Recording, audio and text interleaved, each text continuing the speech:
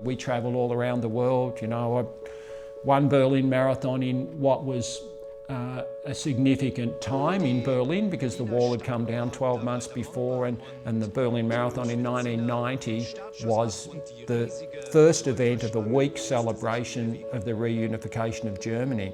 And you know, I won that race. We were the first group of people to run through the Brandenburg Gate. I remember going for a walk on the morning of the race and looking, there was still scaffolding on the Brandenburg Gate, and I thought, I knew they couldn't get this right. Sure enough, 2 hours later, gun goes, and back then it was 3K into the event, and I was the 17th person through the Brandenburg Gate, first people to go into East Berlin in many years. And the lady who won the women's section, Ute Pippig, she'd actually defected from East Berlin over to West Berlin, so about 5 years before, and she cried as she ran through the Brandenburg Gate.